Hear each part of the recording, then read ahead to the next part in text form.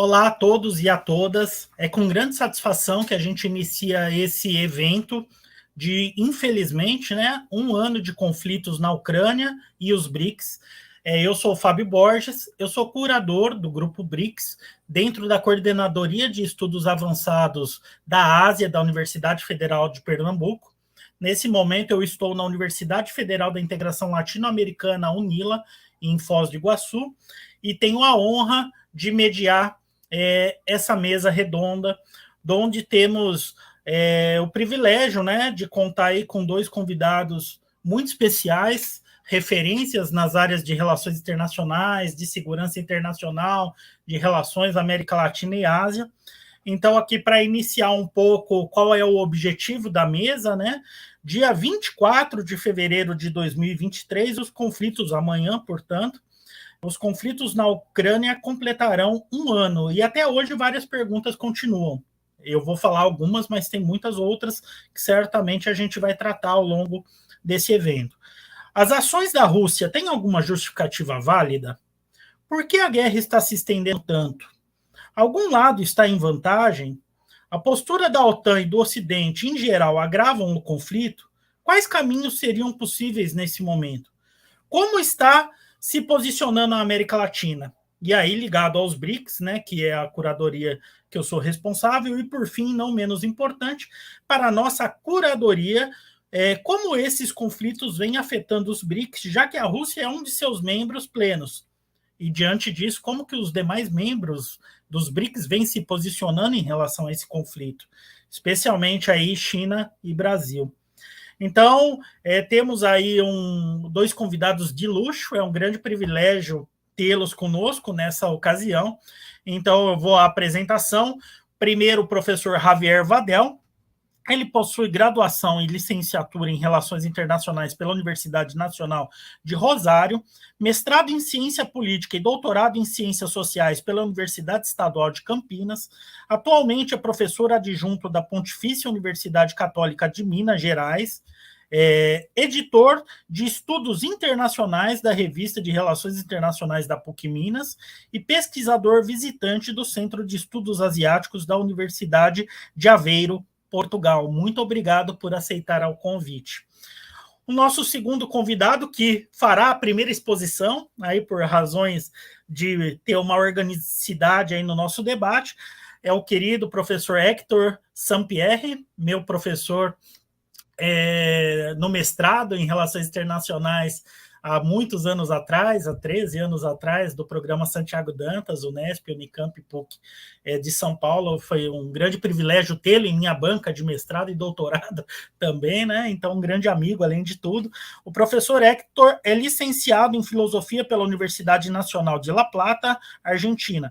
Realizou mestrado em Lógica, Epistemologia e Filosofia da Ciência pela Estadual de Campinas, Unicamp.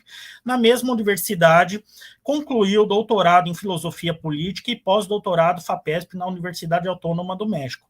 Ele é professor titular em Segurança Internacional e Resolução de Conflitos desde 2011, atua como coordenador executivo do Instituto de Políticas Públicas e Relações Internacionais da Unesp, coordena a área de Paz, Defesa e Segurança Internacional da pós-graduação em Relações Internacionais Santiago Dantas, foi fundador e líder do Grupo de Estudos de Defesa e Segurança Internacional, o GEDES, da Unesp. Então, sem mais delongas, novamente agradecendo imensamente a participação de dois docentes que são uma grande referência nessa área para a gente, o professor Javier e o professor Hector. Eu passo a palavra ao professor Hector. Seja muito bem-vindo.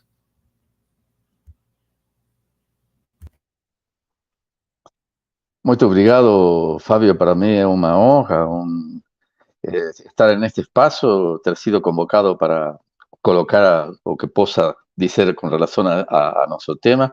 Y un privilegio estar con Javier, un amigo también de longa data, muy querido, un compatriota. Bueno, yo ya fui argentino, mas ainda conservamos ciertos valores nacionales y culturales. Bom, eu queria me referir, em primeiro lugar, à guerra na Ucrânia, e não à guerra da Ucrânia. É decir, é uma guerra que está sendo configurada no território ucraniano, mas que obviamente já supera as possibilidades de resistência do povo ucraniano e é uma guerra que é a manifestação bélica de um conflito muito mais amplo e muito que só se pode analisar em uma esfera da longa temporalidade.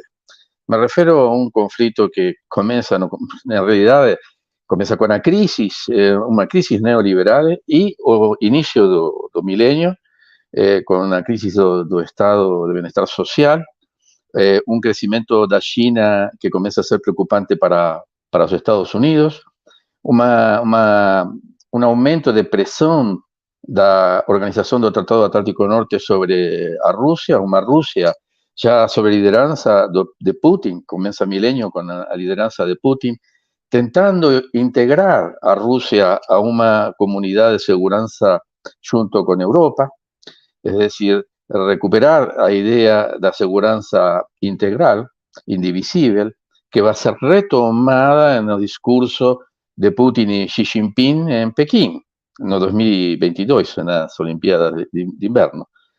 Esa crisis fue se agravando, es decir, Estados Unidos comienza a tener como adversario a China, comienza a colocar en la mira, digamos, de sus discursos a China, y entre tanto o 11 de setembro desvia estratégicamente aos Estados Unidos daquele objetivo militar, porque se estava discutindo justamente o despliegue das forças para o Pacífico.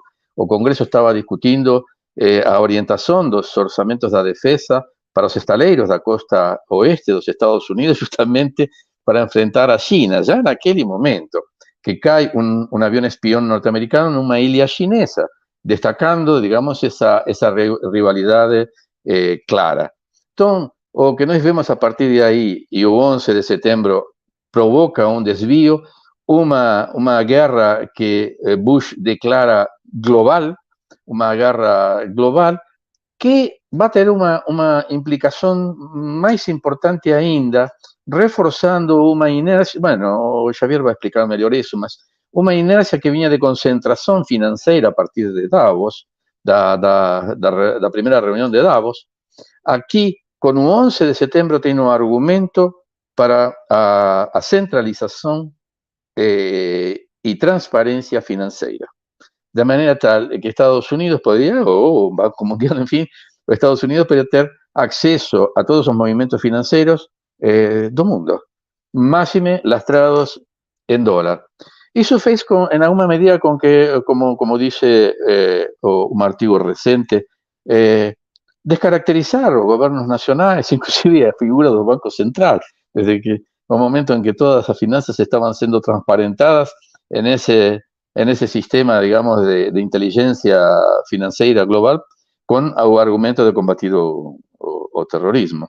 Mas também com esse argumento se invadem países, se afectan los derechos humanos de diferentes sociedades, sin que a ONU se manifieste absolutamente nada, como ya no tenía se manifestado con relación a Yugoslavia, como no se manifestó en la invasión a Irak en el 2003, donde declara su impotencia, en fin, y todos esos conflictos que nós vemos, una cantidad de conflictos que en realidad de hoy se manifiestan de manera clara y bélica na Ucrânia. Essa emergência bélica na Ucrânia manifesta um ponto final no despliegue do Ocidente hacia o leste, uma declaração unilateral da ONU, disculpen, da Organização do Tratado Atlântico Norte, que declara a China, junto com Rússia, os grandes desafios. E os desafios de uma aliança militar são desafios militares. Es decir, a OTAN declara a China, muito embora os países integrantes da OTAN dependessem tecnologicamente da China, o muitos dos países da OTAN dependessem fortemente da Rússia, do ponto de vista energético, inclusive alimentar, declaran esos dos países como un desafío, un gran desafío militar para a OTAN. Claro que desde ese momento tanto los discursos de Xi Jinping cuanto de Putin van a tornar más claros a una alianza no explícita, más tácita ya en aquel documento que exponen Xi Jinping y Putin en aquel momento, que es un documento muy importante, o Occidente, o llamado Occidente, en realidad o conceito do Ocidente não é um conceito geográfico, é um conceito ideológico que envolve alguns países do mundo, é decir, basicamente Europa, Estados Unidos, Canadá, Japón, Corea del Sur, Corea del Sur y Japón, que integrados, y Australia, ¿no? Llamado Occidente, ese Occidente que llama Occidente ideológico, que inicia la intención que para mí siempre fue clara desde la visita de Nixon a Mao Zedong en la década de 70, de separar justamente China de Rusia ante la eventualidad de que a proximidad de esas dos grandes potencias territoriales, económicas, militares, pudiese ser una dificultad para el desarrollo del capitalismo occidental. No da lógica da acumulação do capitalismo que continua se acumulando independentemente dessas guerras, muito pelo contrário. Es decir, a economia norte-americana, específicamente, el complexo militar industrial aumentou un 49% en el 2022. Es decir, há negocios sendo feitos e tem gente se enriquecendo e gente se empobrecendo. Europa caindo de joelhos, a energia suministrada pelos Estados Unidos muito mais cara que a que estavam recebendo. E uma vítima que é justamente os meios de comunicação, a confiança que se possa ter dos meios de comunicação, que mostram a China e a Rússia como países não confiáveis e os Estados Unidos como um país confiável. Desde o ponto de vista histórico, es absolutamente injustificable. No hay material empírico para sustentar eso, a tal punto que, por ejemplo, en un caso bien específico, cuando China y Rusia quieren presentar pruebas, los laboratorios biológicos en Ucrania y en algunos otros lugares, ante el Consejo de Seguridad se niega a recibir esas pruebas. Una semana antes de esa reunión, a Victoria Nuland tiene que declarar no Congreso a existencia de esos laboratorios biológicos en el territorio ucraniano, en un número bien considerable, financiados por el Ministerio de Defensa, es decir, o Departamento de Seguridad de los Estados Unidos. No es por los laboratorios farmacéuticos o por el Ministerio de Salud, de Putin, nada, por el Ministerio de Defensa, financiados. Y Estados Unidos es un país confiable y a China y a Rusia son los países no confiables. Ven habiendo una erosión del sistema de equilibrio estratégico global a partir de la Guerra Fría, donde, mejor dicho, digamos, los discursos de indignidad con relación a Rusia, de no permitir que entrase en la Unión Europea, de no permitir que entrase en la OTAN, de no permitir a discusión sobre un sistema de seguridad común. Él justamente va a usar o discurso de la dignidad, como fez Hitler, después de la Primera Guerra Mundial, o discurso de la dignidad del pueblo ruso para recuperar, y de facto recupera económicamente, recupera la dignidad rusa, hoy tiene apoyo popular. Mucho embora en Occidente se diga todo lo contrario, él tiene un apoyo popular. Eso es bastante indiscutible. Tiene una máquina industrial militar funcionando a full, una guerra que Rusia está manteniendo en baño de María, es una guerra que se estableció, que podría haber sido relámpago, y un mesmo falei que era una guerra relámpago, porque inclusive o Zelensky na primeira semana tentou negociar, porque viu que na noite tinham eliminado uma série de centros de comunicação em controle, de pontos estratégicos, uma potência como Rússia contra uma potência como Ucrânia. Era uma guerra para terminar aí. Era uma guerra para não ter começado, porque o que estava exigindo Putin naquele momento era muito simples, era Minsk, um tratado com europeus de testemunha, que decían justamente el reconocimiento de las autonomías de las provincias de Donbass, las repúblicas autónomas de Donbass, y el compromiso de Budapest de no tener armamento nuclear.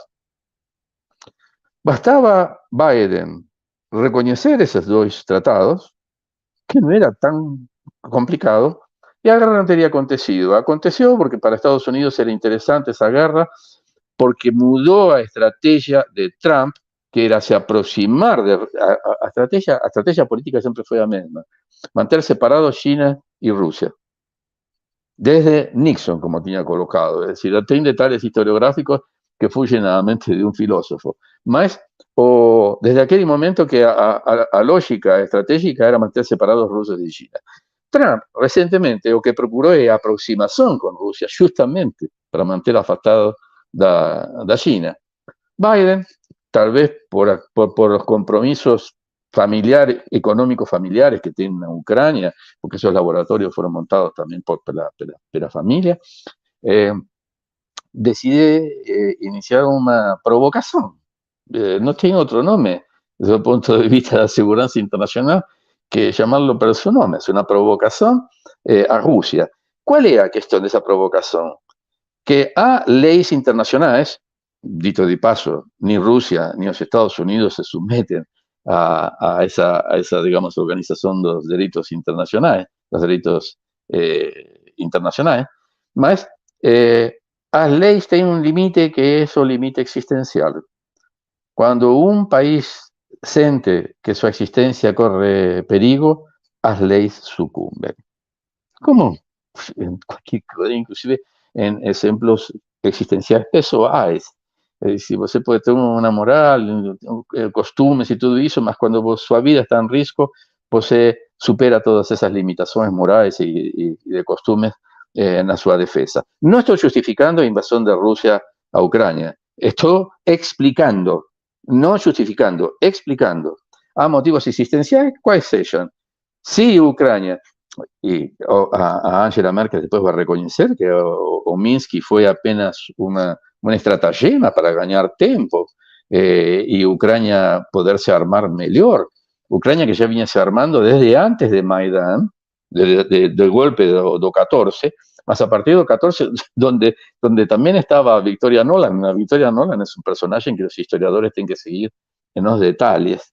Ella estaba justamente apoyando esos grupos neonazistas ucranianos contra, digamos, toda la cultura rusa, lengua rusa, etcétera, etcétera, e iniciar una guerra civil contra las repúblicas de Donbass, que va a ser la justificativa que va a utilizar Putin de defender los derechos humanos de los ucranianos que estaban en la provincia de Donbass en función de una cultura, una lengua común, etcétera, etcétera. Bueno, eso puede ser justificativo.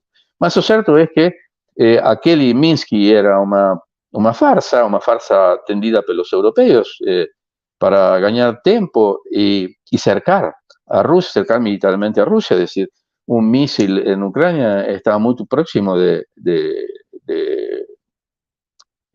Moscú.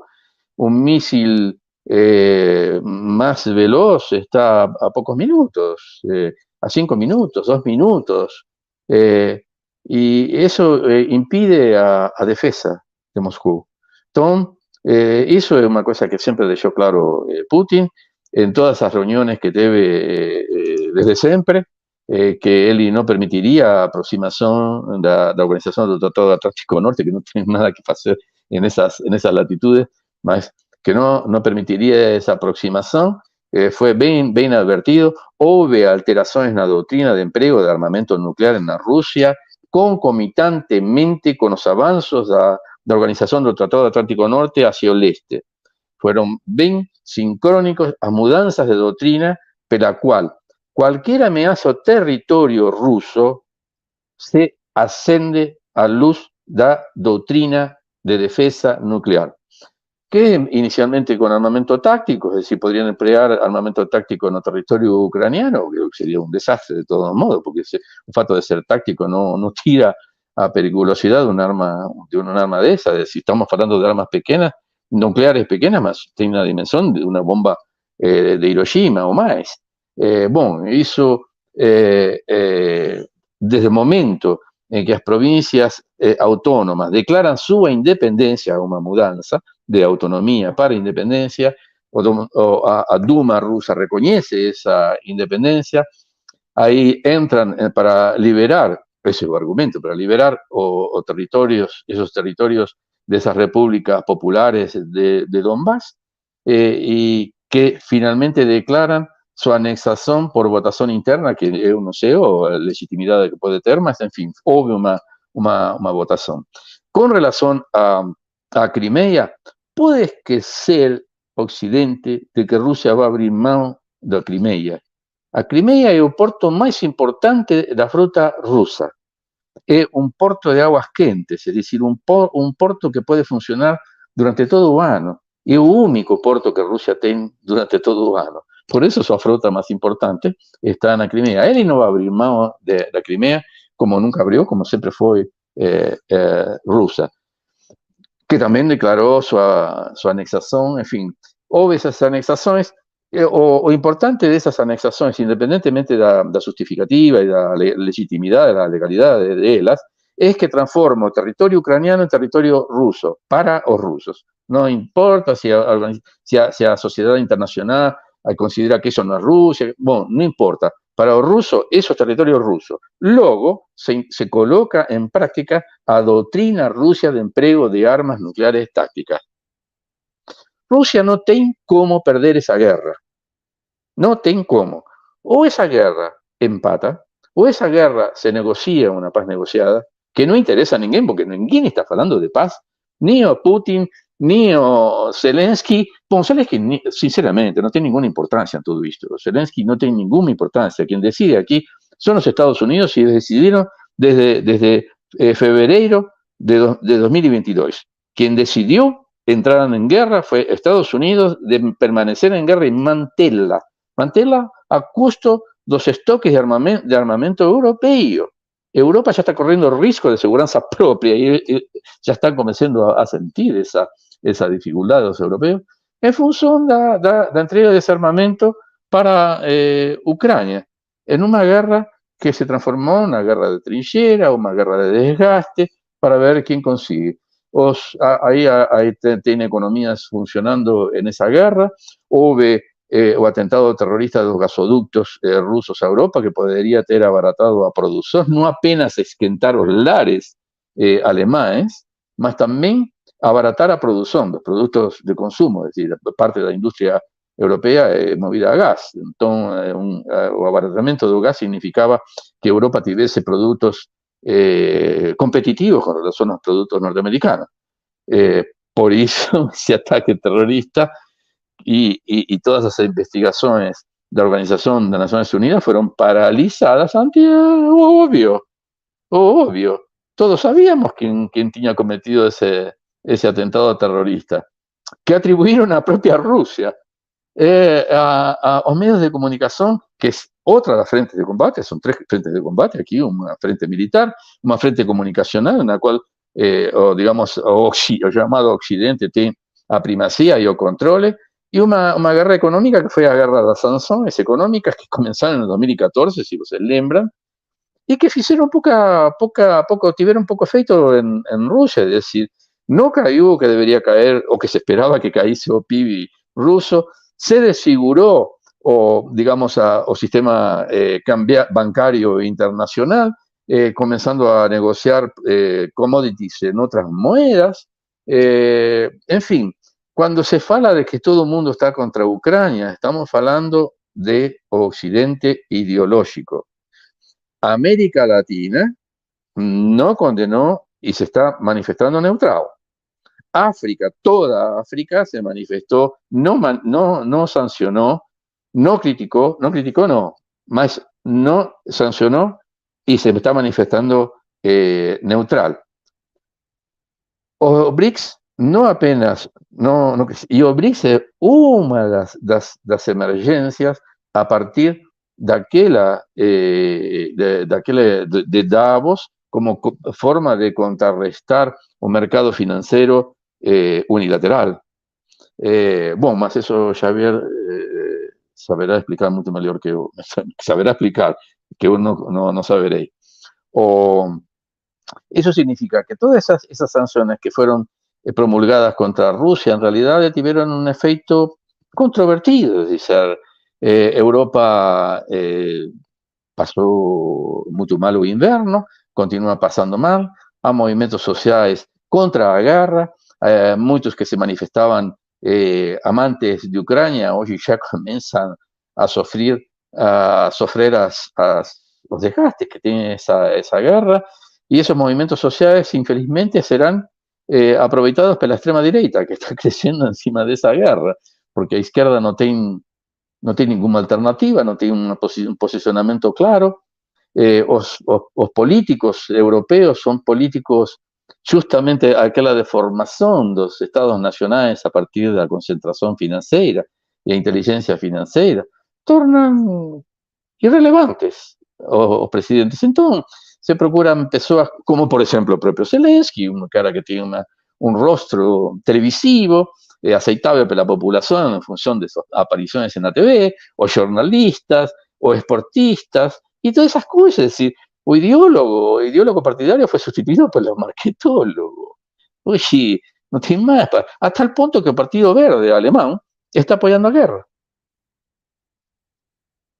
Y o mundo está así, esta guerra va a algunos escenarios posibles, es decir, una paz que uno ve yo como, porque no tiene ambiente para negociar a paz, ninguém está hablando de paz, es decir, todos están prometiendo más armamento, y ese más armamento no es para acabar la guerra, vamos a hablar claramente.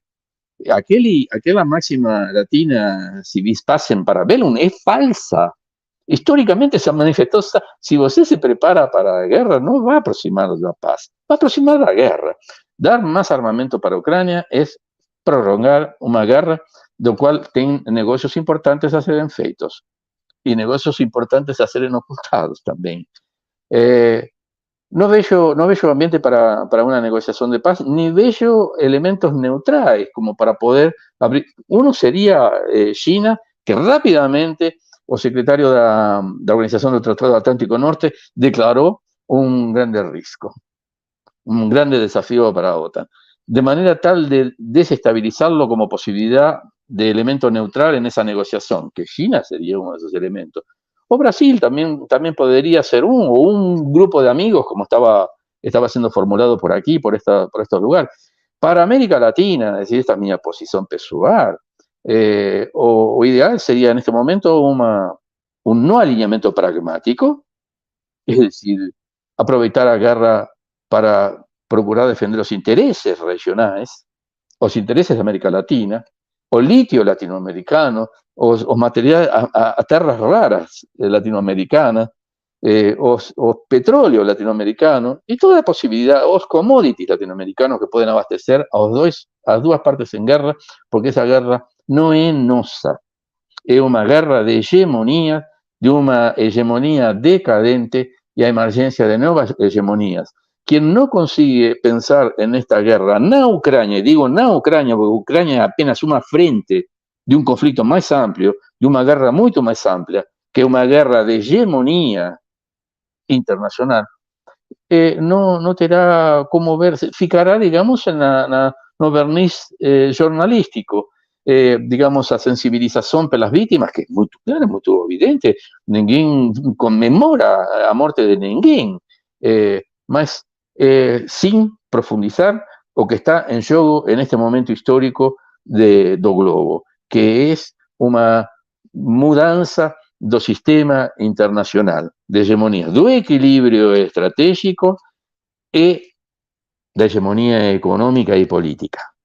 Eso es lo que está en juego en esta guerra. Por tanto, esta guerra en Ucrania es un bello una solución inmediata, tal vez un desgaste prolongado, lembrando que grandes potencias en decadencia se tornan extremadamente peligrosas y posiblemente se tornen peligrosas para nuestro continente, na presión para que quebremos a neutralidades.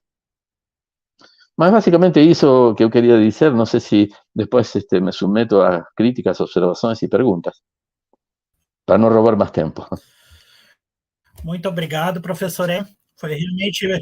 Foi muito importante esse panorama com elementos históricos e sistêmicos que trazem um desafio muito interessante justamente para a gente pensar os cenários a partir dessa história e dos conflitos sistêmicos que a gente vem assistindo.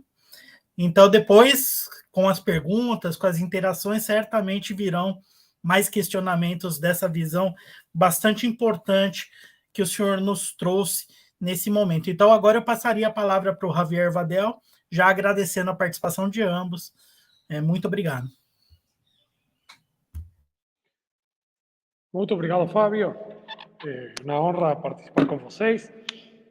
Enviando um caloroso abraço para você, para a Ana que está ajudando, para meu amigo Héctor. E me considero compatriota, Héctor, daqui a pouco posso ser brasileiro também, então dupla nacionalidade pode. Me sinto brasileiro e argentino ao mesmo tempo. Uma bela homenagem também para meu grande amigo falecido, Marcos Costa Lima, um idealizador do Sei Ásia, né? É um bom momento para lembrar do que eu considero os grandes amigos que a academia me deu, né? Então a memória dele tem que ser sempre uma chama viva, ok? Então isso eu queria começar dessa maneira. Eu vou pegar carona no Héctor. Um ano de guerra, se justifica, se não se justifica. Eu não estou aqui para justificar. Para compreender, analisar e ver as posições dos atores num contexto de mudança estrutural. Em primeiro lugar, para fazer um diagnóstico, estamos frente a um processo de transição interregno que pode durar muito tempo. Pode durar muito tempo. O mercantilismo foi a transição para a consolidação do capitalismo por quase 2 séculos. Então, não se sabe esse interregno. É muito difícil fazer leis dos interregnos. Isso me refiro ao sistema capitalista em mudança, o desafio que a China está colocando, o papel de potências emergentes, como, nesse caso, a Rússia, a Índia, ou potenciais os membros do BRICS, ou potenciais membros. Então, isso em primeiro lugar. Em segundo lugar, uma série de acontecimentos nos últimos anos foram disparadores ou catalisadores de processos de mudanças, que eu acho que podemos ir a 2001, mas eu acho de maneira mais dramática foi a crise de 2008, econômica, né? Mas, junto com a pandemia, o conflito, agora Rússia e Ucrânia, e atravessados pela ascensão e o fortalecimento da China. Por primeira vez na história do capitalismo, a periferia chega ao centro do sistema econômico global. Eu falo que é o centro, e afirmo isso com dados também. Não definimos, inclusive com meu amigo Leonardo Ramos, um sistema como multicêntrico, que interliga o policentrismo, que falava Samir Amin, econômico, com o que alguns autores denominam um sistema multipolar ou multiplex, uma multipolaridade complexa política. Isso é um fato, uma realidade. E eu acho que os líderes intelectuais dos Estados Unidos sabem que a hegemonia não é mais um sistema unipolar, ou chame como quiser, porque eles são o centro do sistema capitalista. E que a China está disputando em áreas específicas, em uma aliança de longo prazo com a Rússia, que eu antecipei num texto que foi criticado de conjuntura em 2014, o Acordo de 30 anos energético, foi criticado, falando, isso não vai durar. Eu vi outra coisa, vi o que está acontecendo agora, que iria durar, iria se fortalecer, que é um compromisso não de governo, de Estados entre ambos países, é um compromisso bastante assertivo, qual é a grande diferença quando se fala de civilização? Não quero entrar nisso. Ocidente, na qual nós não formamos parte, não porque fale eu, ou Héctor, Huntington fala isso, e Ocidente que Héctor menciona ideológico, que eu denomino Ocidente geopolítico, também é um Ocidente que não reconhece a América Latina e o Caribe como Ocidente. Esse Ocidente está atravessando por profundas mudanças. E o Ocidente tende, no seu processo de pensamento e cognitivo, a apagar a história. É todo o contrário que acontece no pensamento asiático, euroasiático. A história importa e muito. O Ocidente parece que apagou Maquiavel e Hegel e se refugia no positivismo, em Hobbes, e a história não importa.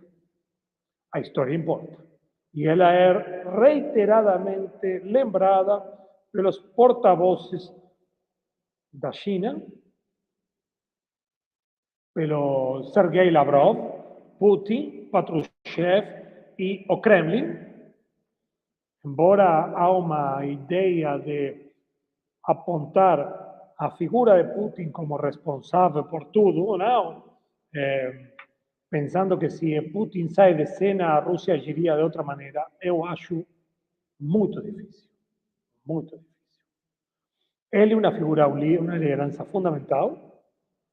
Inclusive, eu denominei naquele texto de 2014, 15, uma espécie de bonapartismo, cesarismo centro-pragmático, que oscilava entre a direita e a esquerda de acordo às circunstâncias. Porque a Rússia é um Estado multinacional, multiétnico, e as lideranças do Kremlin sabem disso. Isso em primeiro lugar. Todo o contrário acontece com a evolução da ideia de nacionalidade ucraniana, que, como fala muito bem o Fabiano Mielchuk, um grande especialista, parece que tudo foi se configurando numa identidade étnica de pureza ucraniana, que a russofobia seria um elemento natural do reforço da identidade ucraniana, que se remonta nos tempos modernos desde a liderança de Bandera, o colaboracionismo com os nazistas,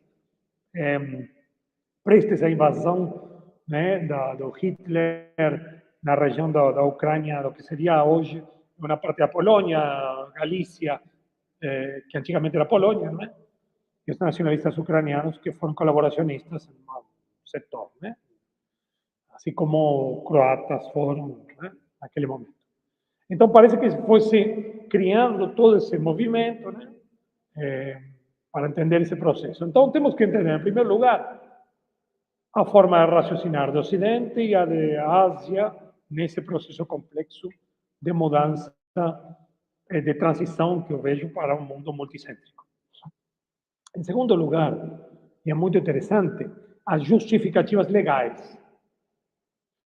O que fala Estados Unidos e Ocidente e alguns colegas meus, que eu inclusive, defendo na Carta das Nações Unidas, integridade territorial, né, do Estado. De integridade. Qualquer um, então, pode invadir, né? Aí tem dois pontos. Como responde a Rússia? Nós estamos sendo cancelados e censurados. Aqui eu estou em Portugal e não consigo ver informações da Rússia.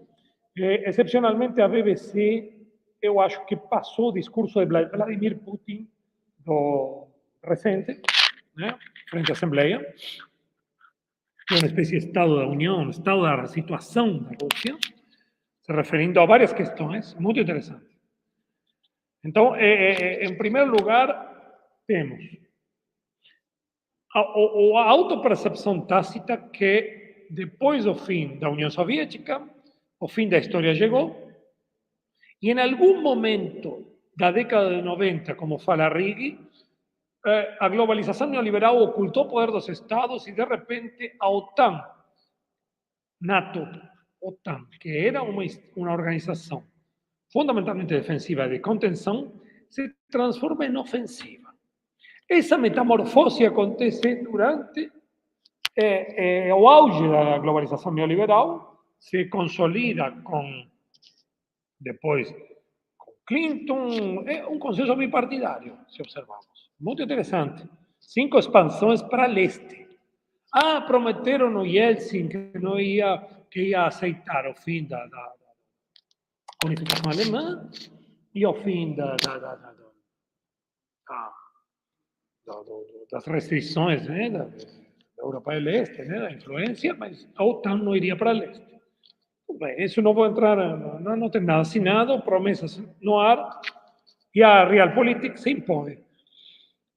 Não só isso, como que a OTAN também tem um passado de intervenções, bombardeios, é responsável pela invasão da Iugoslávia, ou a fragmentação do país, que é um precedente muito complicado, inclusive para alguns países europeus que, por exemplo, a Espanha não reconhece Kosovo porque tem medo do separatismo interno, né? Tem um grave dilema.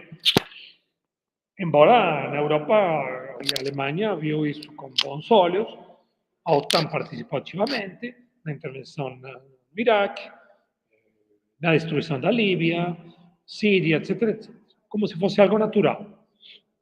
Nesse sentido, a mídia foi um grande aliado, como está sendo hoje, frente a esse conflito. Ok? E aí vamos à história.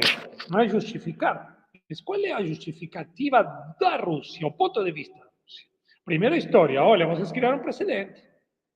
Segundo, Nações Unidas, a Carta das Nações Unidas coloca no mesmo patamar jurídico a integridade territorial, mas antes, no capítulo 1, só ler, autodeterminação dos povos. E a autodeterminação dos povos tem a ver com história e com o passado da Ucrânia e da Crimeia, inclusive. E é um elemento mal resolvido da Guerra Fria. A Guerra Fria se resolve de uma maneira... eu acho que tem um ponto de entendimento não só pela globalização neoliberal, o ocultamento dos Estados, a expansão da OTAN, mas também por uma concepção que ela vem sendo cozinhada, aos poucos, a partir de visões geopolíticas de Brzezinski. Eu sempre recomendo o Grande Tabuleiro Mundial, assessor do Partido Democrata, em menor medida Kissinger, mas Kissinger é um realista que, como muito bem colocou Héctor, o grande objetivo, foi o grande idealizador da separação entre Rússia e China, mas eu iria um pouco além. O grande medo dessa geopolítica clássica, porque nós em relações internacionais estudamos autores como Keohane, Mearsheimer, realismo versus idealismo, e eles estão olhando, primeiro se formam em geopolítica, Mackinder, né? Brzezinski. E é muito interessante, porque a idealização de Brzezinski era fragmentar a Rússia. A grande ilusão da classe política mais atlanticista era fragmentar a Rússia. Não? Claro que os russos sabem. Tem inclusive, a Rand Corporation, ligada ao Pentágono, também tem um relatório muito interessante sobre isso, táticas de como enfraquecer a Rússia, né? E erodir as bases do país, né? Para fazer dele um país normal. Né? Normal seria... Bom, eu acho que a reviravolta vem a partir de 2001, 2002, mas sobretudo a partir de 2014 com o golpe na Ucrânia. Né? E era basicamente as demandas do Acordo de Minsk, que hoje vários políticos importantes, entre eles Angela Merkel, mas talvez... E também Hollande, o ex-primeiro-ministro, o ex-presidente francês, falaram que era para ganhar tempo para armar a Ucrânia. Eles falaram, não eu. Talvez a inteligência russa sabia disso, porque eles são bastante eficientes. Né? E, de qualquer maneira, esses acordos não foram para frente. E, bom, aconteceu o que aconteceu. Então, em primeiro lugar, essa interpretação dos processos como um processo histórico. Observem muito bem as falas e os documentos recentes. Foi lançado um documento recente da China sobre o hegemonismo, que posso deixar no YouTube aí no link, sobre o hegemonismo exatamente, US Hegemony and its Perils, um documento recente da China. Okay? Eu acho que vale a pena dar uma olhada, porque a todo momento a visão da China e a Rússia, elas não separam a história da compreensão do fenômeno. Vocês podem gostar ou não, não é problema meu. O problema é entender como funciona isso. Outro ponto que também aparece em textos de geopolítica e em consenso bipartidário é o seguinte, e que teve sucesso nesse conflito, é evitar um eixo geopolítico de entendimento entre Alemanha, China e Rússia. Isso é fundamental. Isso é fundamental e isso conseguiram. Um dos resultados desse ano de conflito, basicamente, é a periferialização, que eu denomino, da União Europeia e a desindustrialização da Alemanha. Não sei se vão conseguir, não sei se vão conseguir, mas estão conseguindo. Estão conseguindo. E é um sucesso estrondoso dos Estados Unidos, nesse sentido. Pode ser um sucesso tático e depois, mas é um sucesso. Ah, não, mas é um aliado. Ok, cada um tem sua análise que fazer, mas e sua visão dos fatos. Mas eu acho que esse ponto é crucial. O Partido Verde que mencionou Héctor Sampier está muito ligado, de verde tem o GACOR, está muito ligado à CIA, aos Estados Unidos. A chanceler da Alemanha deve ser a pior chanceler, perdão, chanceler é o primeiro-ministro. A ministra de Relações Exteriores da Alemanha deve ser uma das piores que eu já tenho memória. É muito limitada para ser chanceler. Comparem a classe dirigente dos russos, do Sergei Lavrov, ou da China, Wang Yi, diretor, o novo ministro de Relações Exteriores da China. Há um déficit de dirigência no Ocidente claríssimo. Então, o que está acontecendo, eu acho, o processo? Em primeiro lugar, em um pequeno artigo que escrevimos com meu amigo Leonardo Ramos, no começo, em abril do ano passado, e vou deixar no link do YouTube, em um pequeno artigo nós falamos da astúcia, em espanhol, da natureza, né? Como alguns eventos e algumas decisões por parte de alguns atores importantes derivam em resultados totalmente não desejados ou ao contrário do esperado. Né? Esse tem um argumento hegeliano aí. E no caso da Rússia, é isso que eu vejo. Né? A Rússia não colapsou economicamente. A Rússia, no campo de guerra, que eu não sou especialista, mas estou seguindo especialistas dos Estados Unidos, inclusive, está numa situação muito melhor do que a Ucrânia. O cerco a Bakhmut parece que vai ser um sucesso agora, é um elemento crucial. Se aprovaram mais 10 bilhões por parte 10 bilhões de dólares de ajuda por parte dos Estados Unidos. Eu li agora isso. Ou seja, continua armando a Ucrânia, mas não tem mais gente. A proporção de gente que fala em inglês na frente de batalha é muito grande, quer dizer que tem muitos mercenários. A Rússia profissionalizou a ofensiva com o Wagner, né? O grupo Wagner, que são russos, a maioria, então não são mercenários. O primeiro elemento para identificar mercenários, ou seja, se são do país que entra em conflito, não são mercenários, embora é uma sociedade anônima, né? Uma empresa privada. Então está sujeito a outro tipo de leis internacionais. Mas eu não vou entrar nessa área, vou entrar em outra. A economia russa vai crescer um 2%, 2,3% segundo o Fundo Monetário Internacional. Em 2023, parece que pode crescer até mais. Supera a Grã-Bretanha. A inflação da Rússia é menor que na Europa. A popularidade de Vladimir Putin supera 80%, e não falo eu. Pesquisas de institutos considerados de ocidentais por parte dos russos. O trabalho político de Putin é muito esperto. Em primeiro lugar, quando fala da questão de gênero no seu discurso, dá um ok à Igreja Ortodoxa, que é muito forte e influente. Mas, por outro lado, é muito pragmático. Ele sentou com o líder do Partido Comunista Russo recentemente para entrar, que o Partido Comunista apoia 100% essa operação militar, inclusive acha que o Putin e os generais são moles, que devia avançar de maneira mais assertiva. O que consideramos um espectro eleitoral de apoio, não de pesquisa, da ordem de 80% também, ou mais.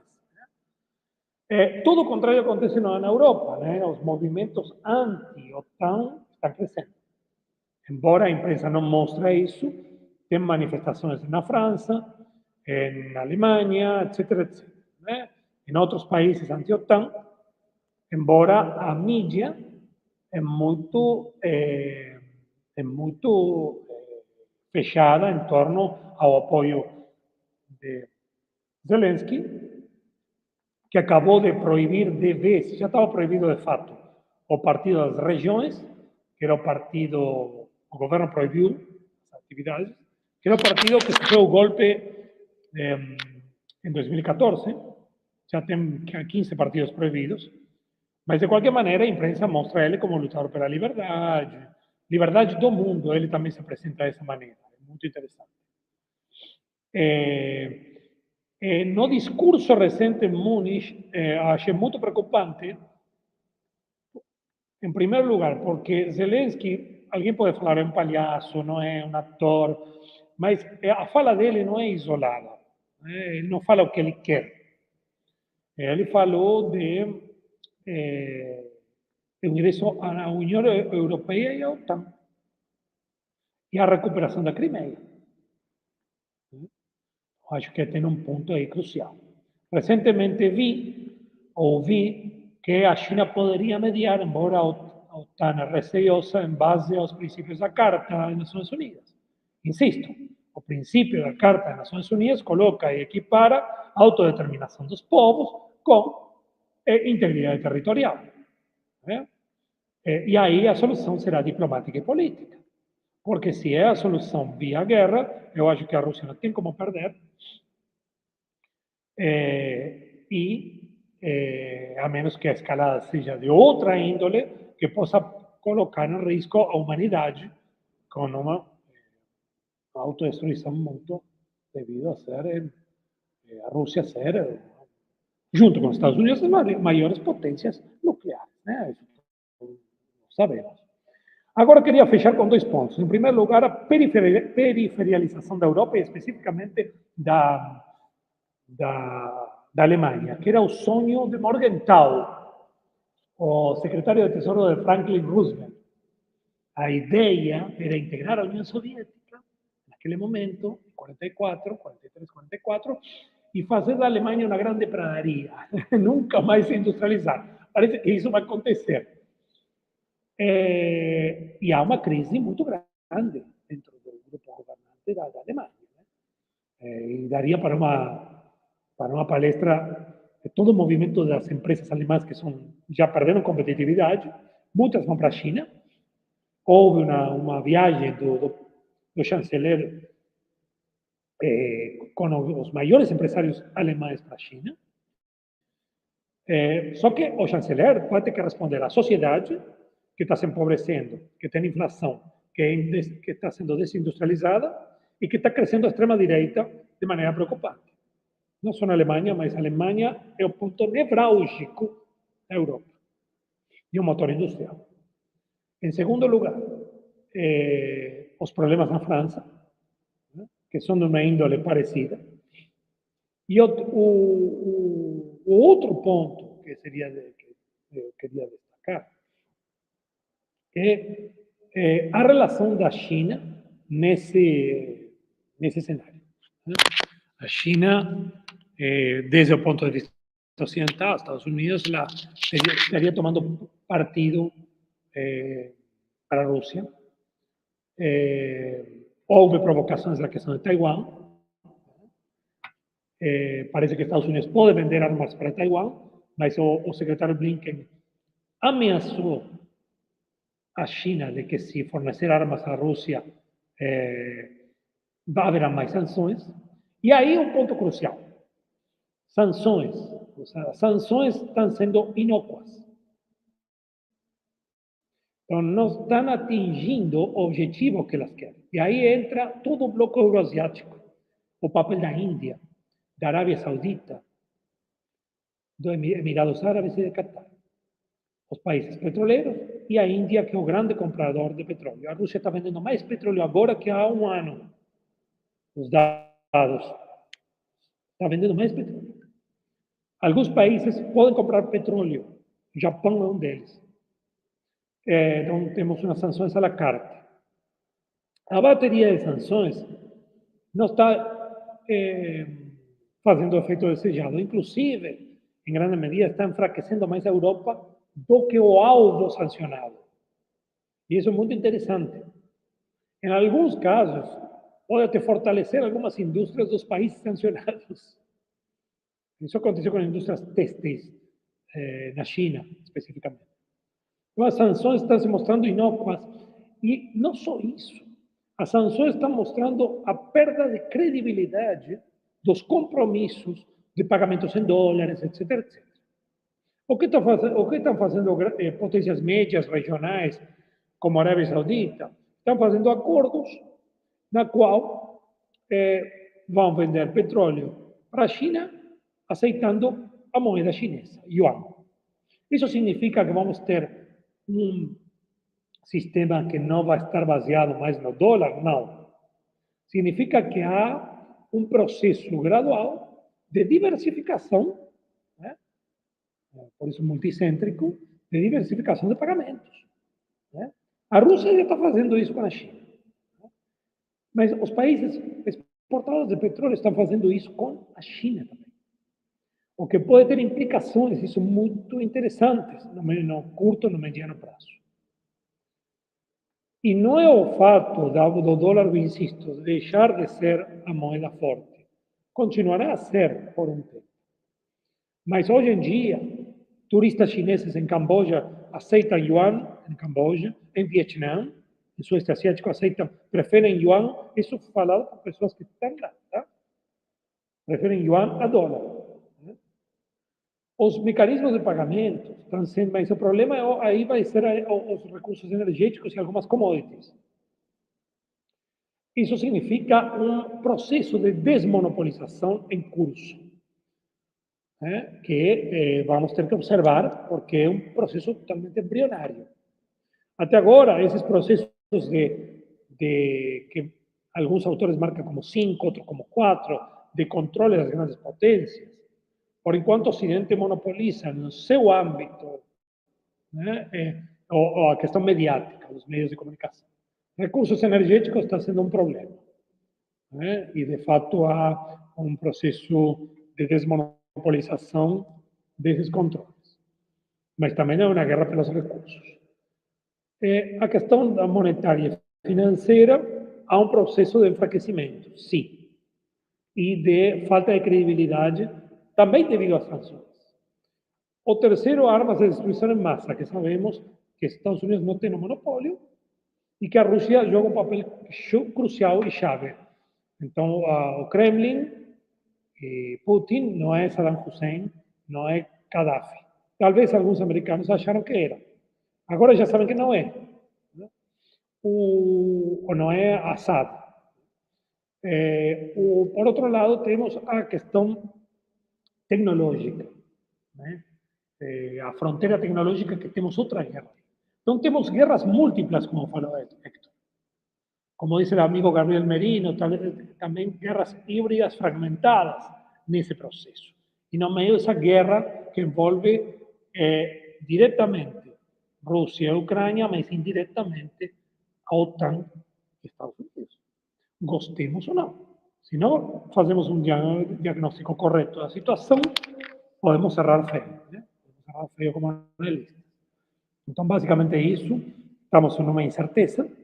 Eu não tenho respostas às perguntas mais profundas e vamos ter que continuar. Eu acho que é um processo de mudança estrutural em curso. Bom, eu queria parar por aqui porque falei demais.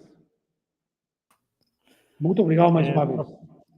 Professor Javier, foi um prazer, foi muito importante.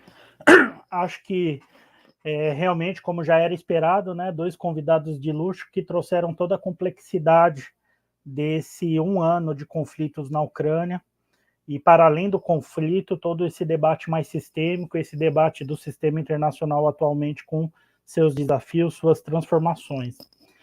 Temos várias perguntas, então a minha sugestão é que a gente faça uma rodada de umas 3 perguntas para que vocês possam desenvolvê-las. E talvez a Ana consiga, inclusive, colocar na tela. A Carol Porto, ela pergunta para o professor Héctor, por que a Rússia optou por levar a guerra em banho-maria? Há risco nuclear? O Gustavo Souza, ele pergunta, é possível uma maior participação dos países dos BRICS no conflito? Né? Aí, fazendo 3, né, para a gente também não avançar muito e depois, através do tempo, a gente pode analisar. Tem 2 que podem ser aqui linkadas, a da Érica e do Alexander. Um está perguntando se a China pode ser um mediador no conflito, e o Alexander pediu para o professor Javier se ele poderia desenvolver um pouco mais a ideia que a Alemanha ela está passando por um processo de desindustrialização e o projeto de separá-la da Rússia e da China. Acho que é muita coisa, né? Então eu passaria então a palavra para o Héctor, para ele responder as que ele achar necessário, interessante aí responder, e depois eu passo a palavra para o Javier também. Muito obrigado mais uma vez. E também agradecer pela excelente lembrança do grande mentor da coordenação de estudos asiáticos, também um grande amigo, Marcos Costa Lima, que infelizmente o ano passado nos deixou, mas deixou essa incumbência da gente manter o grupo funcionando e ampliando aí nosso alcance. Então também muito boa lembrança, professor Vadel. Héctor, por favor, a palavra é sua.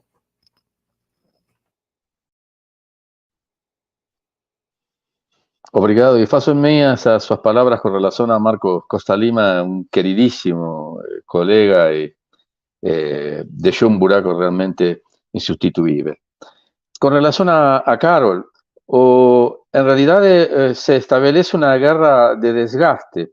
En todo momento Rusia tentó evitar daños logísticos de estructura, de infraestructura, en fin. Hoy a ameaça justamente está acumulando bastante tropas como para algún ataque.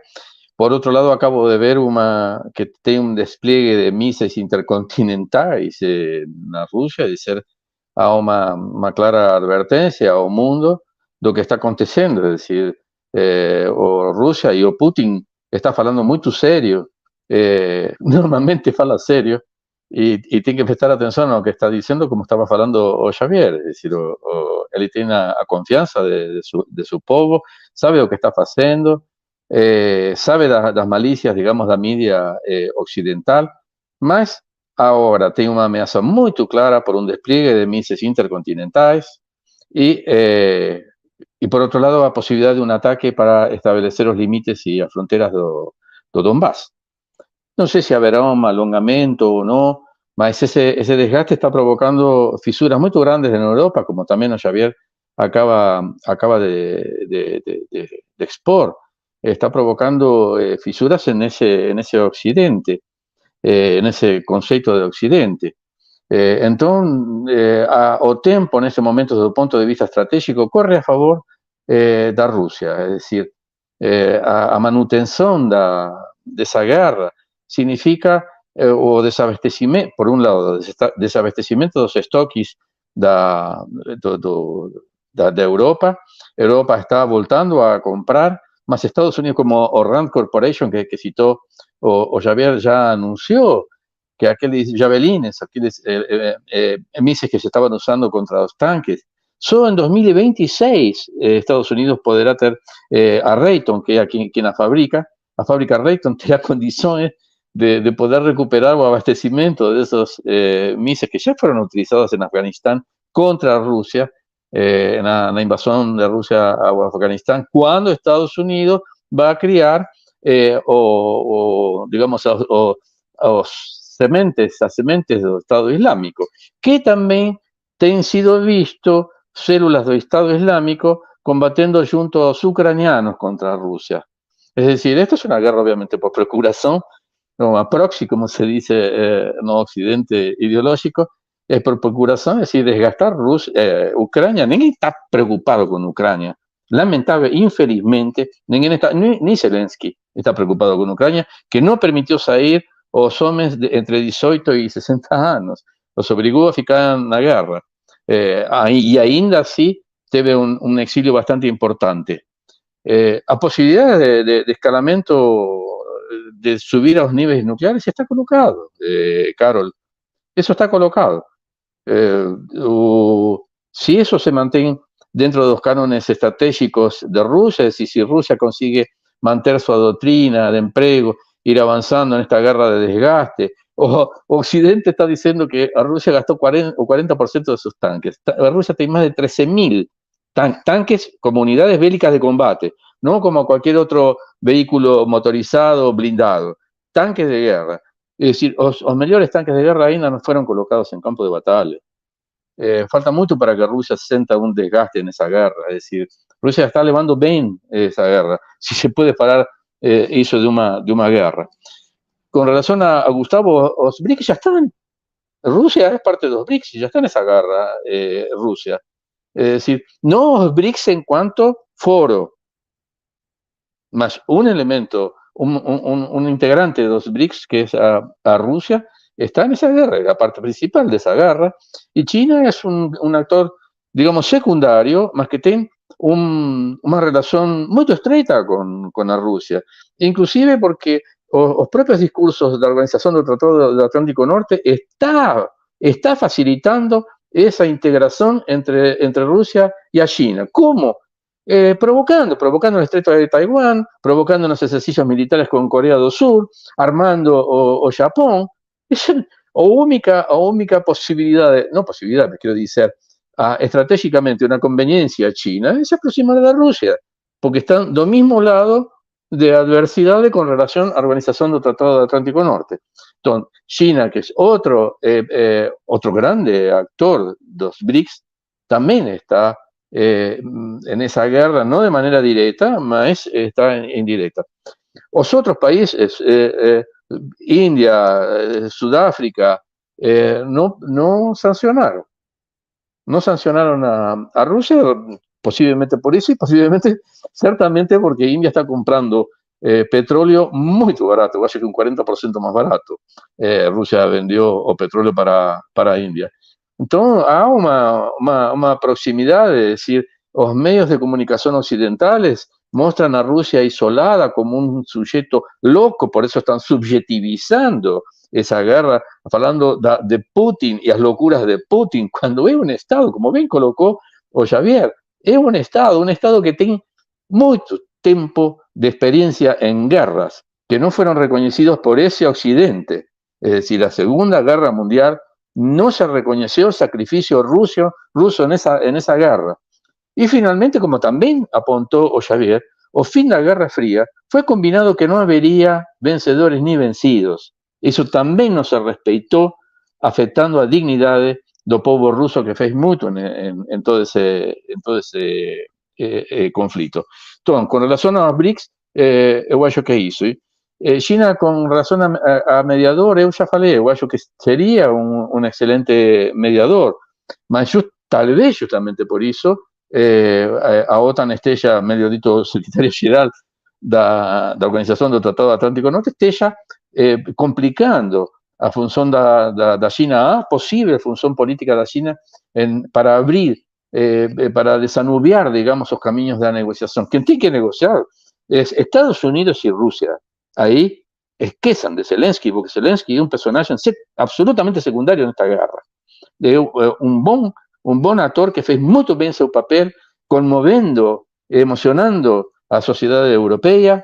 Isso ele fez muito bem, brincando na OTAN, uma ONU na qual os diplomatas, cujo papel é negociar, em um momento em que Lavrov foi a fazer o discurso, eles se retiraram, deram as costas como se fosse um acto de victoria diplomática.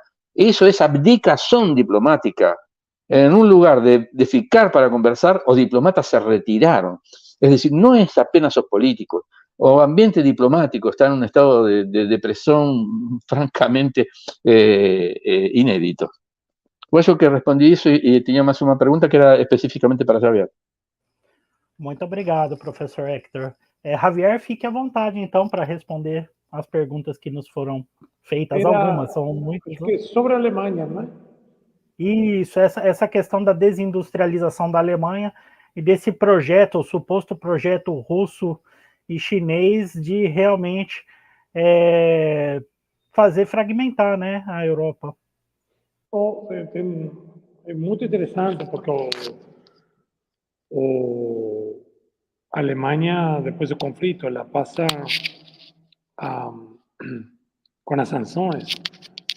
A Alemanha que depende muito do gás da Rússia, não só para consumo dos lares no inverno, mas principalmente das grandes indústrias. Estamos falando da maior indústria química, BASF,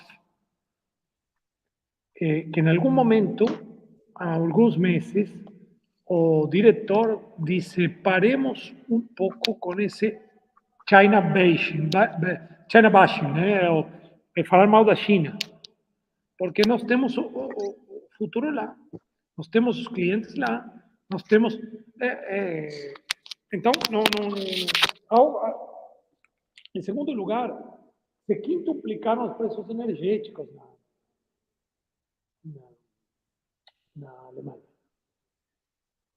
E se você somar a isso o atentado terrorista ao Nord Stream, acabou. A empresa não é competitiva. Ou transfere tudo para a China, ou entra em algum tipo de arranjo. Então, o dilema é terrível, porque você tem que seguir a OTAN, mas ao mesmo tempo está colocando em xeque as indústrias. Indústrias como a BASF, ok, podem ir para a China. E depois? Quanto?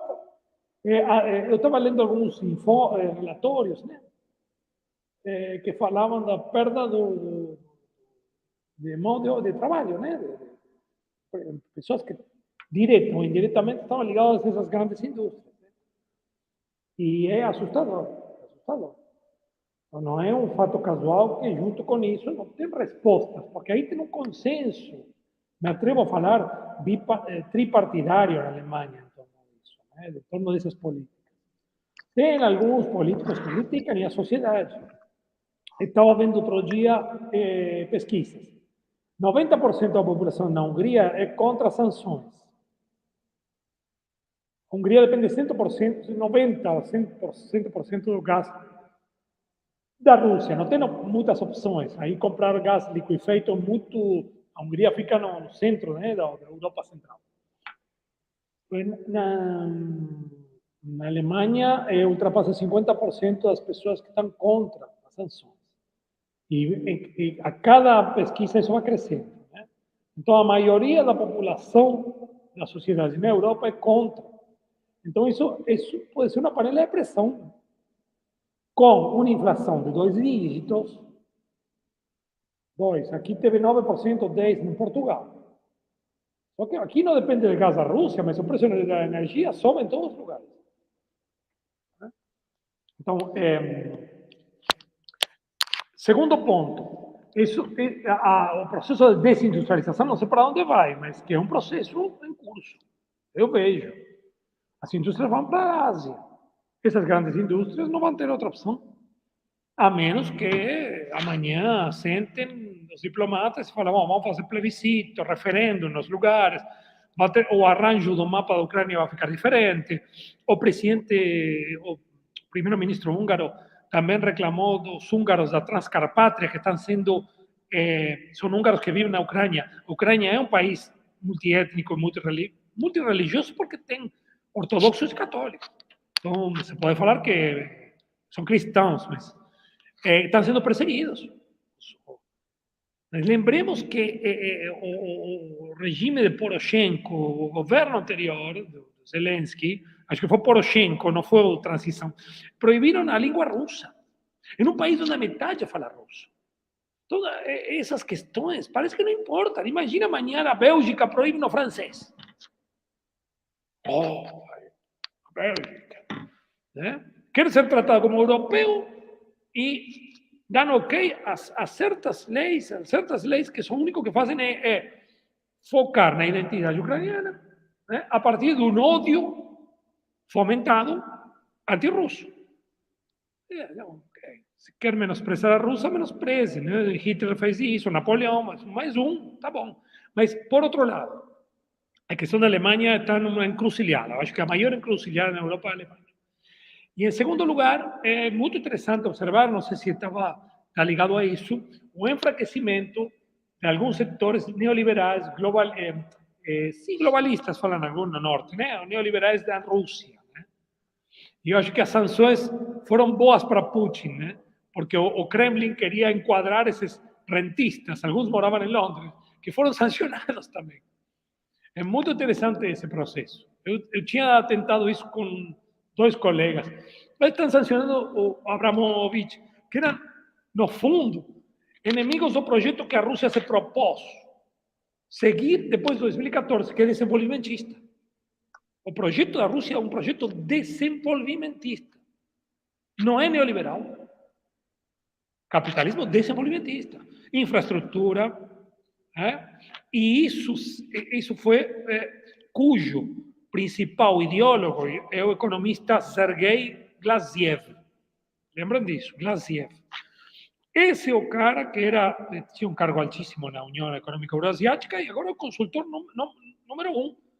Limparam os neoliberais. Então, e esse é um processo que vem. Outro colega que eu vou citar, sempre cito os colegas grandes intelectuais, amigos meus, da nossa área, Tiago Lima, que trabalha a questão de alimentos. O Tiago já alertava, a Rússia está virando isso em 2016, 2017, uma potência alimentar global. A Rússia exporta 20% do trigo do mundo. É o segundo maior produtor de trigo. Primeiro a China. Mas é o segundo maior exportador do mundo de trigo. E de outras carnes, etc, etc. Satura o mercado doméstico e exporta. Isso foi planejado. Não é o livre mercado que chegou lá, não. Isso foi planejado no momento onde sofreu as primeiras sanções. Depois de 2014, com a incorporação depois da Crimeia. Então é muito interessante esse processo neodesenvolvimentista da Rússia.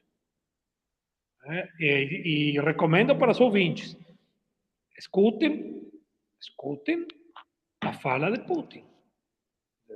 Ontem, anteontem. Escutem, porque é importante. O problema demográfico existe na Rússia, existe na Europa também, é um problema global, né?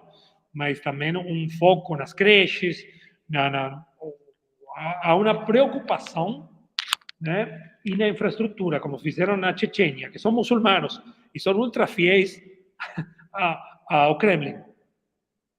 80, 90% dos chechenos apoiam.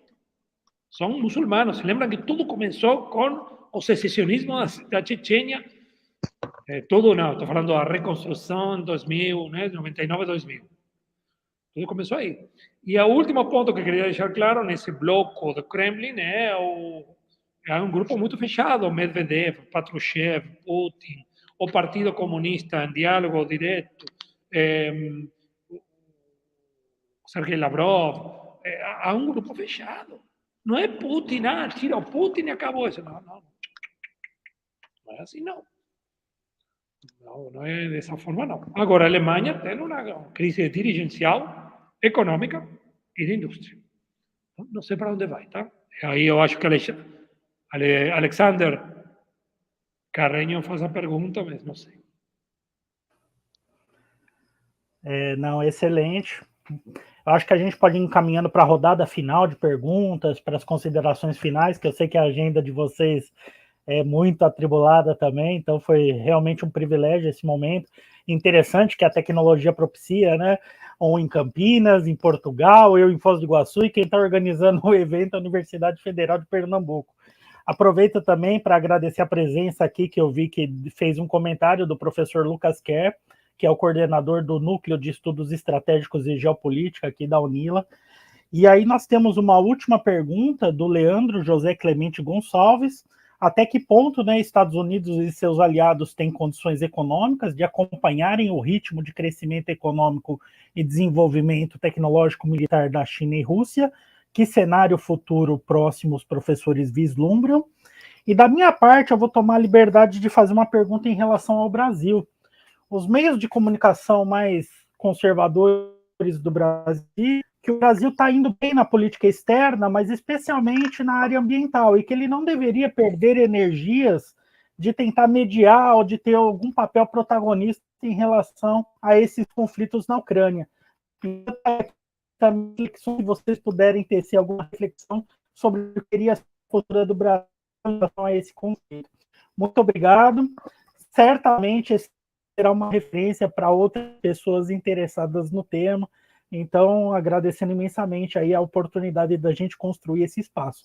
Então, passaria a palavra para o prof, depois para o Javier. Muito obrigado. Con relación a Leandro, olha, en realidad o complexo industrial militar, tanto ruso cuanto chinés, está trabajando fuertemente en un ritmo muy acelerado. Los últimos discursos de Xi Jinping, inclusive para el comando estratégico chinés, apuntan para las próximas guerras. Obviamente que tiene una paciencia confuciana, como para esperar un momento propicio, es decir, tal vez ni precisen tomar Taiwán caiga en las manos de China. Bueno, especialistas o Javier más. O Kuomintang en este momento está más propensos a aproximar da China al continental que da digamos, o occidente ideológico. Entonces, China tiene ese espacio. Ainda así, siente a ameaça y como cualquier ser ameaçado, ya você, Leandro, debe lembrar do texto A Arte da Guerra, lo que es o territorio da morte. O territorio da morte es cuando se coloca o adversario o enemigo contra un río, es decir, de costas al río. Você obriga a ese enemigo a se desdobrar en fuerzas. Fue un poco lo que aconteció con la Rusia y lo que está aconteciendo también con la China. Es decir, aquel discurso que debe ser tanto obviamente de Putin de anteontem, aliás, que es muy importante, cuanto aquí la declaración conjunta con Xi Jinping, donde hablan de indivisibilidad de aseguranza. ¿Qué significa indivisibilidad de aseguranza? Es lo que técnicamente llamamos aquí en América del Sur, de una defensa suficientemente disuasoria y no provocativa. ¿Qué significa? Yo tengo que me armar, obviamente, para tener una cierta seguridad y disuadir a mis vecinos de me invadir, es decir, mostrando que si él estuviese en esa aventura, sería caro para él, no sería un buen negocio. Mas no tengo que llegar al punto de que mi armamento comience a ameazarlos, porque eso crearía una corrida armamentística. A eso le llaman de indivisibilidad de seguridad. No es posible que para que los europeos se sientan seguros, a Rusia tenga que ser amenazada, o que a China tenga que ser amenazada, militarizando Japón, haciendo movimientos de ejercicios con Corea del Sur. Eso es provocar. Eso es una provocación estratégica. La respuesta es un mundo más amenazador, más preocupante, y que eso, digamos, o ambiente propicio para los negocios de la industria de armamento. Entonces, en este momento, a China está produciendo, usted sabe mejor que yo, o que está producindo, inclusive portaaviones, ele já tem vários portaaviones e tem condições em algum momento de começar a fazer portaaviones, um portaaviones cada 2 ou 3 meses, porque um avanço muito importante de China foi sua engenharia, sua capacidade de resolver problemas novos de maneira original. China se fortaleceu muito nesse ambiente. Então, as duas indústrias de armamento estão funcionando muito bem, econômicamente não tem problemas, a China é a grande potência neste momento econômica, juntas poderiam estabelecer, sim, realmente é o que eles estão dizendo, de um mundo de win-win, es decir, donde no precisa uno perder para otro ganar, sino que todos ganen cooperativamente, solidariamente. Eso es lo que están diciendo. Eso que están diciendo y lo cual Occidente se está burlando. Está zoando de eso. Es una mensaje que el mundo está esperando oír. Un mundo de paz, de cordialidad, de trabajar conjuntamente para acabar con la fome. Vocês saben lo que está colocando ese Occidente democrático en Ucrania. Podría resolver el problema de la fome varias veces. Entonces no hay preocupación ni por la fome, ni por la paz, la preocupación es por la guerra y justamente por eso, es decir, hay un desequilibrio internacional en términos estratégicos y hay una crisis de hegemonía y se están ocupando los espacios. Eso produce barullo y el barullo es eso. Perigo es o despliegue de armamento intercontinental. Es eso. Bom, obviamente eu agradeço muitíssimo todo este espaço, poder ouvir a Javier, ouvir você, Fábio, e estar aqui, para mim foi realmente uma honra. Fico muito contente. A gente que agradece, esperamos que seja a primeira de muitas participações. Professor Javier?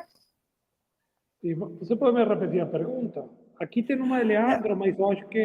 tem a do Leandro, e eu fiz uma pergunta que se o Hector quisesse palpitar também, seria bem-vindo. É em relação à crítica política externa brasileira. Se seria demasiado pesado o fardo do Brasil se meter nessa confusão, ou se o Brasil tem, sim, que assumir uma posição e tentar, talvez, vislumbrar um papel de mediador, né? Que é algo que a mídia nacional está debatendo. Me fizeram essa pergunta ontem. Não em relação à mudança climática e tudo, né? Mas basicamente em relação à guerra, né? Ao conflito. E eu disse, bom, o papel de mediador, o Brasil, em algum momento, no governo Lula, ia aparecer isso, né? E eu não vejo de maneira negativa, não. Não vejo. Porque uma coisa não é soma zero, né? Não é que você foca na mudança climática, reduzir só a política externa brasileira, a luta contra a mudança climática é um fragmento, uma parte importantíssima. Mas aí o papel do Brasil dentro dos BRICS. O papel do Brasil é tentar harmonizar as partes. Depois, se eles não dão bola, ok, não tem nada a perder. Então se coloca como uma potência, um mediador. Como aconteceu no governo Lula no começo, o grupo de amigos da Venezuela trouxe os Estados Unidos, houve uma aproximação, né? Ok, era a região da América do Sul. O Brasil agiu diretamente na sua zona de influência, esfera de influência. Agora, mas a esfera de influência, o Brasil não é um país pequeno. Então, o Brasil é membro dos BRICS e há toda uma perspectiva de que os BRICS sejam BRICS Plus. O formato ainda é indeterminado, veremos depois de agosto, né, na cúpula da África do Sul. Então, não é eu acho que ajuda de uma maneira correta, sem tomar partido, como toda a América Latina nesse processo, a guerra não é nossa, embora a guerra é importante para o mundo. A mentalidade de Guerra Fria é o que está sendo atacada desde a China. A posição da China é não tem que ter mentalidade de Guerra Fria. Impulsionar isso, ou expandir a OTAN, etc., é uma ameaça à segurança internacional. Então, por trás tem história e realpolitik. Ok? E China está na questão de Taiwan, que mencionou Hector. Para o governo chinês, Taiwan é parte da sua integridade territorial. Então, qualquer secessão, ou há uma linha vermelha, e a linha vermelha qual é? É que um grupo partidário declare a independência ou separatismo. A ideia, para que fique claro, a China única também é reconhecida pelo Comitán, como mencionou Héctor, que ganhou as últimas eleições locais, que derivou na renúncia da liderança da atual primeira-ministra, presidente da província. Então, o Comitán se vê fortalecido nessa conjuntura, que é um partido que, embora é outro partido, le reconhece a política de uma China só. Então, isso é histórico, não é? Quais são os casos diferentes a isso? A República Democrática Alemã e a República Federal, no pós-guerra, reconhecidas como duas alemães, e a República Popular da Coreia e Coreia do Sul, reconhecida como duas pelos Estados Unidos, pelas potências, pela ONU. Não é o caso da China, não. China tem uma. Primeiro o governo estava com Chiang Kai-shek, tá? E agora, desde a década de 70, ONU e Estados Unidos reconhecem a China única. Então, isso é fundamental. Não sou eu que estou falando. Então, agora, está sendo explorado essa problemática, sim, como foi em Hong Kong em 2019, que eu estive lá, estava no meio do tumulto, antes da pandemia, eu estive em Hong Kong, quase apanhei, inclusive, mas eu vivenciei algumas coisas muito interessantes desde Hong Kong. E é agora a questão de Taiwan que vai voltar. Os chineses sabem disso. Como o Héctor colocou, os chineses se prepararam, os chineses estão investindo em tecnologia, nas suas forças armadas, com tecnologia de ponta também. Mas, paralelamente a isso, o orçamento não é tão importante como nos Estados Unidos. Porque o foco está no desenvolvimento, né? Então, um país que em 20 anos constrói 40.000 quilômetros de trens de alta velocidade, fora outros empreendimentos de infraestrutura, engenharia, né, etc., etc., tem objetivos claros para a sua própria população. Né?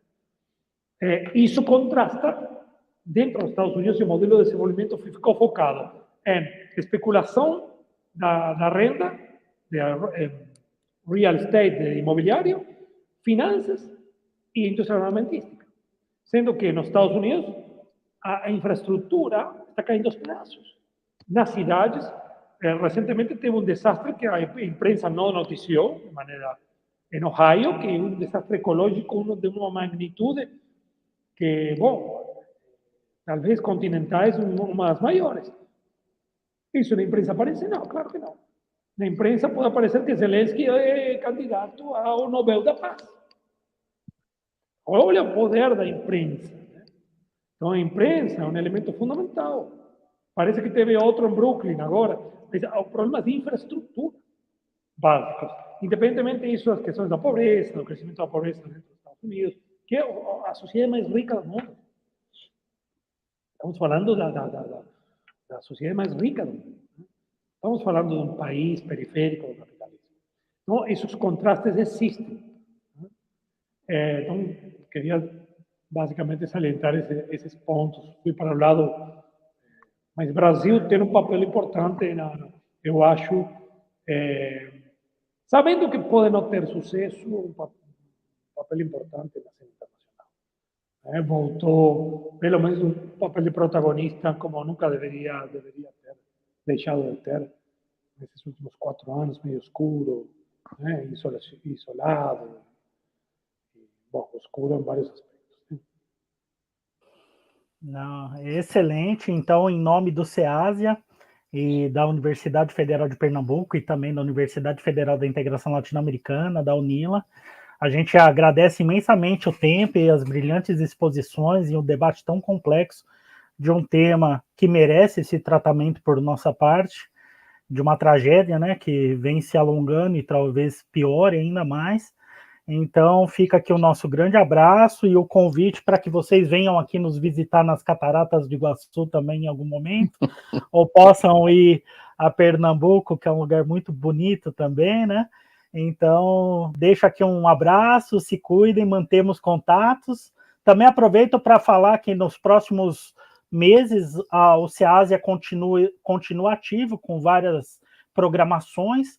Entre elas vai ter o lançamento, finalmente, Javier, saiu o livro da Claxo, onde você foi um dos entrevistados sobre os impactos da China no Mercosul e na Aliança do Pacífico. O livro foi lançado esse ano, faremos o lançamento o mês que vem. Temos sempre o Festival de Cinema dos BRICS, que é um evento muito concorrido. Então, nos acompanhe aí nas redes sociais para ver os eventos que nós faremos ao longo do ano. Muito obrigado pela presença e pela participação de todos os espectadores. Um grande abraço, se cuidem. Até a próxima. Tchau, muito obrigado. obrigado. Um abraço. Um abraço para todos. Obrigado.